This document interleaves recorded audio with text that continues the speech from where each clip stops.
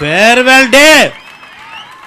We not see you in near, we not see you in near my senior అని చెప్పాడు junior. అటువంటి బిడ్డలకు ఘనమైన వీడ్కోలు ఇవ్వాలని జూనియర్స్ చేశారు ప్రిన్సిపాల్ని వేడుకోలు. ఆయన కూడా అనుకున్నాడు ఇది మంచి ఆనవాలు, అందుకే అనుమతి ఇచ్చారు ప్రిన్సిపాల్. జాగ్రత్త. ఎప్పుడు ఒక్కటి మాత్రం చెప్తున్నాను, don't compare your life with others, especially at the time of education. నీకోసం ఎదురు చూస్తున్నది నేషను.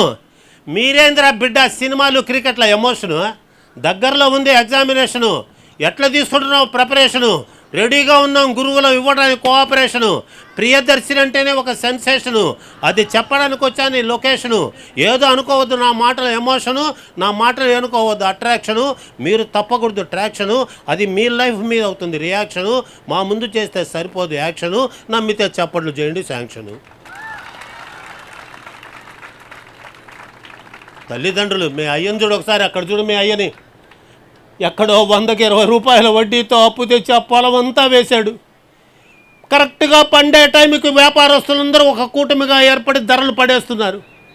నోటికాడు కూడుకు కావలసిన డబ్బులు రాకపోయినా కూడా ఆ పొలంలోనే ఆ కన్నీళ్ళు వదిలిపెట్టి నాలాగా నా బిడ్డ ఉండకూడదని బయట అప్పులు తెచ్చి మిమ్మల్ని చదివిస్తుంటే నువ్వెంత, నీ బతుకెంత? 100 రూపాయల టికెట్ 2000 పెట్టి కొంటాం మొన్న సినిమాలకే. How dare you are, how dare! నువ్వు సంపాదించుకొని నువ్వు కొలువు, ఎంజాయ్ చేయి. ఆ సంపాదన ఇచ్చేది చదువు, ఆ సంపాదన ఇచ్చేది చదువు. క్రికెట్ ఏంది? క్రికెట్ ఆడాలి ఎవడి కోసం? దేశం కోసం. మన సొమ్ముతో వాళ్ళు ఎంజాయ్ చేస్తున్నారు.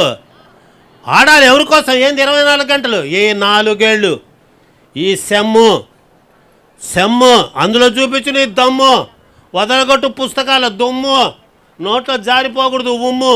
బిడ్డ నేను చెప్పింది నమ్ము.